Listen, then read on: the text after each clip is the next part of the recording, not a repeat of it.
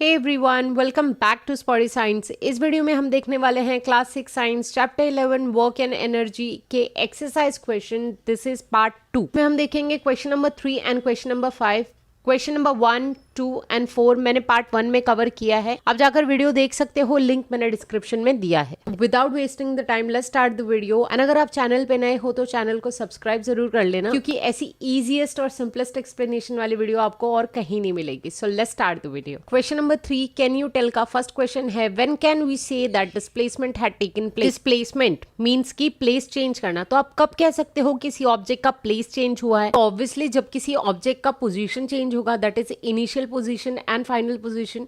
सो आपको ये इनिशियल और फाइनल मेंशन करने की जरूरत नहीं, आप पोजीशन भी लिख दोगे तो भी काफी है। So how you will write the answer? When the position of any object changes, then we can say that displacement had taken place. Easy, simple. Now second, what should be taken into account for measuring work? Work को major करने के लिए हमें क्या क्या चाहिए होता है? अगर आपने मेरी लेक्चर वीडियोस अच्छे से देखी होगी तो आपको पता होगा वर्क को मेजर करने के लिए हम हमेशा दो चीजें कंसीडर करते हैं, that is force and displacement. So answer में आप लिखोगे, for measuring work both the force and the displacement must be considered. Now the third one, what are the various forms of energy? So again I say अगर आपने lesson को अच्छे से समझा है तो ये सारे आंसर्स आप खुद से लिख सकते हो। सो रिमेंबर हमने वीडियो में देखा था different forms of energy, right? Mechanical energy, mechanical में दो टाइप होते हैं, kinetic and potential energy. Then heat energy, light energy, sound energy, chemical energy and electrical energy. These are the various forms of energy. So this is your answer.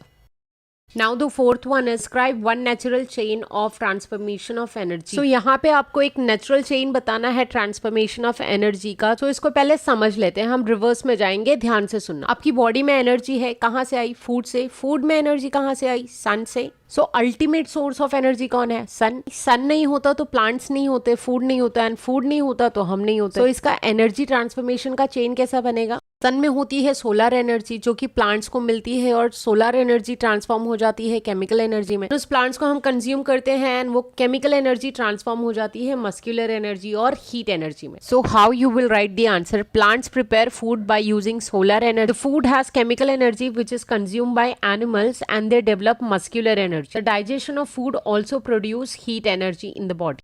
And this is the chain of transformation which you can show. See, answer simple है, easy to learn है। आपको क्या ध्यान में रखना है? ये chain आपको ध्यान में रखना है, एंड आंसर से रिलेटेड जो भी आपको पिक्चर्स दिख रहे हैं वो अगर आप ध्यान में रखोगे तो आप लंबे टाइम के लिए आंसर्स को दिमाग में रख सकते हो। Now your next question is, why should we save energy? हमें एनर्जी सेव क्यों करनी चाहिए? I will give you an example जिससे आप इजीली समझ जाओगे कि आंसर क्या हो सकता है। लेट्स से आप 1 महीने के लिए बाहर जा रहे हो और जाते वक्त आप लाइट और फैन ऑफ करना भूल गए, तो क्या होगा? नंबर 1, आपको इलेक्ट्रिसिटी बिल भरना पड़ेगा जो कि आपने यूज नहीं किया है, that is lost of money. Second, आपने इलेक्ट्रिसिटी वेस्ट की, waste in the sense it was not used by anyone. And again I will say, अगर आपने लेसन पढ़ा है तो आपको पता होगा इलेक्ट्रिसिटी जनरेट करने के लिए अलग अलग फ्यूल्स यूज किए जाते हैं, लाइक कोल, पेट्रोल एक्सेट्रा। इसकी वजह से पोल्यूशन होता है, एंड हमें पता है पोल्यूशन एनवायरमेंट के लिए हार्मफुल है, राइट? तो चलो देखते हैं इसका आंसर आप कैसे लिखोगे। इसमें आप लिखोगे 2 पॉइंट्स, एक सेव एनवायरमेंट एंड एक सेव मनी। सबसे पहले तो आप हेडिंग लिखोगे क्वेश्चन में से, we should save energy because first point, energy is produced by using fuels like coal, petrol, etc., which creates pollution. Therefore, to save our environment, we must save energy. Second point, if we save energy, we pay less bills, which in turn save our money. So था ना easy and simple। तो आप simply आप अपने own words में भी answer लिखोगे तो भी आपको full marks मिलेंगे। Don't worry about the answer। हम बढ़ते हैं अपने अगले प्रश्न की ओर। अगला सवाल है आपका, व्हाट इज ग्रीन एनर्जी? यार ये हरी भरी एनर्जी क्या होती है? पालक से आती है? चलो देखते हैं इसका answer. What is green energy? ऐसे एनर्जी रिसोर्सेज जो एनर्जी तो जनरेट करते हैं बट पोल्यूशन क्रिएट नहीं करते। आई will give you an example. हम एनर्जी जनरेट करने के लिए नॉन रिन्यूएबल रिसोर्सेज को यूज करते हैं, जैसे कि कोल, पेट्रोल। तो उससे क्या होता है, एनर्जी तो जनरेट हो जाती है बट एनवायरनमेंट के लिए हार्मफुल होता है, पोल्यूशन क्रिएट होता है। हम रिन्यूएबल एनर्जी रिसोर्सेज को यूज करते हैं, जैसे कि विंड एनर्जी, सोलर एनर्जी। तो क्या होगा, एनर्जी भी जनरेट हो जाएगी और कोई पोल्यूशन भी नहीं होगा। So let's write the answer. The energy resources which do not produce smoke and carbon products are called as green energy resources.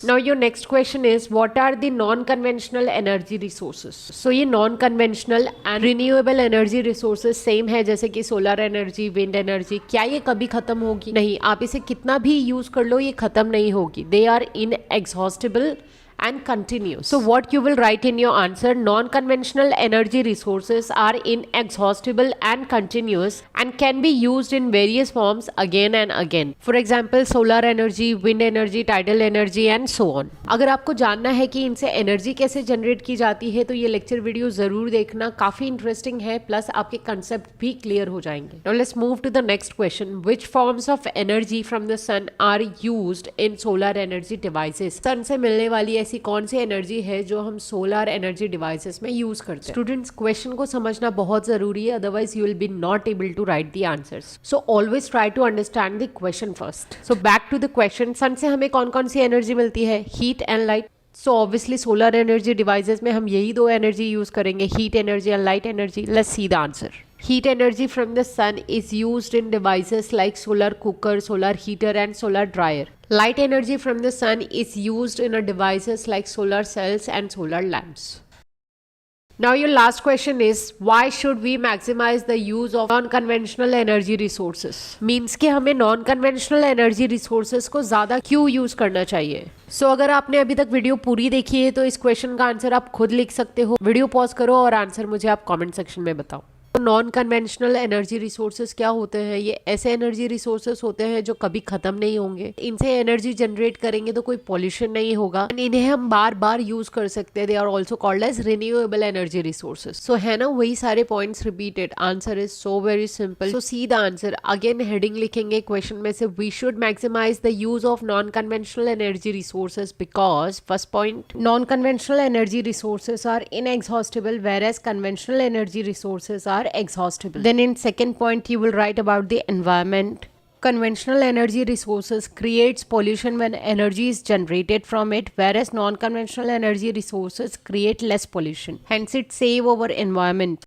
So this was your question number 3. अब देखते हैं question number 5. It is that puzzle. I love to solve this kind of puzzles. अगर आपको भी पसंद है तो don't forget to write your name in the comment box. So let's find out the types of energy in this puzzle. So here you can see solar, then sound, heat, wind, light, and this is potential and this is kinetic. So here we have completed question number 5 also. So I have covered each and every questions of chapter 11 work and energy. So यहाँ पर ये lesson खत्म होता है. अगर आपको अभी भी कोई डाउट है तो आप मुझे कमेंट सेक्शन में पूछ सकते हो या तो आप मुझे इंस्टाग्राम पे भी पूछ सकते हो. This is my Instagram handle. So students, अगर आपको वीडियो पसंद आती है तो लाइक करना मत भूलना एंड डोंट बीइंग सेल्फिश. अपने फ्रेंड्स और अपने क्लासमेट्स को जरूर शेयर करना ताकि उन्हें भी हेल्प मिले. और अगर आप चैनल पे नए हो तो चैनल को सब्सक्राइब जरूर कर लेना. Thank you for watching. See you in the next video.